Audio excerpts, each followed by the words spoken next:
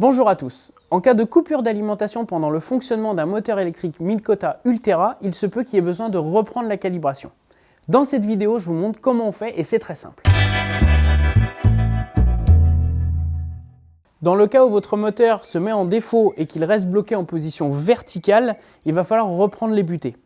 Pour reprendre les butées, je vais déjà commencer par remettre le moteur dans le bon axe. Avant de remettre le moteur dans son axe d'arrimage, la première chose à faire est de bien couper l'alimentation du moteur. Donc à l'aide du bouton Power, j'éteins le moteur électrique. Une fois le moteur coupé, je vais venir manuellement remettre parallèle le bloc moteur à son support et ensuite je vais pouvoir lancer la procédure de réinitialisation. Je vais remettre l'alimentation du moteur. Pour lancer la procédure, il va falloir attendre 3 secondes après la mise sous tension et après, dans un délai de 2 secondes, il va falloir appuyer 3 fois successivement sur le bouton Power. Donc, je mets sous tension, j'attends 3 secondes et j'appuie 3 fois en moins de 2 secondes sur le bouton. Donc là, le moteur va remonter, il va prendre sa butée haute et redescendre un petit peu. Là, la calibration des butées est finie, c'est-à-dire que quand je vais ordonner au moteur de s'arrimer, il va se remettre dans sa position conforme. Dans le cas où la reprise des butées n'est pas possible et échoue plus de 2 fois, c'est qu'il peut y avoir un problème plus grave. Dans ces cas-là, pour que vous puissiez rentrer au port sans avoir le moteur en position verticale à l'avant du bateau, il existe une position de sécurité. Je vais vous montrer tout de suite comment on fait. Avant toute chose, je recommande à tous les possesseurs d'Ultera de se munir et d'avoir toujours à bord du bateau un tournevis cruciforme et la sangle qui est livrée avec le moteur électrique. Cette sangle a pour but de maintenir le moteur dans sa position une fois replié. Dans le cas où vous ne l'auriez pas conservé, vous pouvez également faire cette procédure à l'aide d'un bout. Je démonte le carter droit du moteur, donc qui tient par 2 vis cruciformes. Donc bien évidemment, moi je fais ça sur remorque, donc j'ai moins de risque de perdre les vis. Forcément, quand vous faites ça sur l'eau, faites attention de ne pas faire tomber une vis parce que ça ne flotte pas.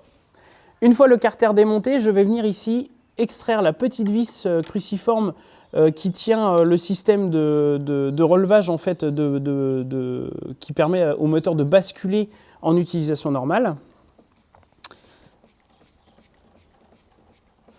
Donc bien l'enlever jusqu'au bout, hein. C'est une vis type vis à bois qui est assez longue et qui maintient en fait en place la pièce plastique et les 2 pièces en inox. Donc voilà, cette petite vis elle fait 1 cm, 1,5 cm de long.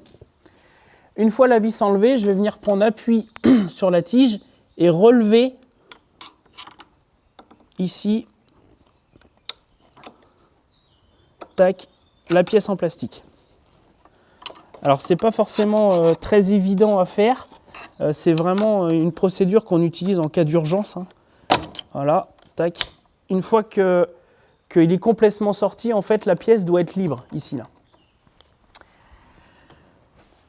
Une fois que cette pièce est déverrouillée, c'est tout simple, il suffit simplement ici avec le loquet de déverrouiller le bloc de trim et là le moteur, à l'aide du verrouillage qui se trouve ici en dessous, on va pouvoir venir replier le moteur sur son support, ce qui vous permet, même si le moteur est en panne, de pouvoir replier le moteur et de pouvoir quand même rentrer au port. Une fois que le moteur est à sa position, donc il y a plusieurs possibilités. La petite sangle qui est livrée avec, en fait, qui vient se mettre ici dans une petite attache. Et après, avec la sangle, on vient faire le tour du bloc moteur pour pouvoir le maintenir. Après, si jamais vous n'avez pas cette sangle-là, vous pouvez tout simplement, à l'aide d'un bout, venir ici fixer autour de la tête du moteur électrique sur un point fixe à bord du bateau. Simplement pour éviter que quand vous rentriez au port, le moteur reparte à l'eau et se redéplie, et là ce qui pourrait endommager de façon significative l'ensemble des pièces en mouvement. Dans ce cas de figure exceptionnel, je vous recommande vivement, une fois rentré au port bien entendu, de vous rapprocher d'un centre de service Minn Kota pour une expertise approfondie. Voilà, bon, j'espère surtout que vous n'allez pas avoir besoin de tous ces conseils. En attendant, si vous avez aimé la vidéo, un petit clic sur le bouton j'aime. N'hésitez surtout pas à vous abonner à cette chaîne et si vous avez des questions, vous les posez en commentaire sous la vidéo et on y répondra. À bientôt dans une prochaine vidéo.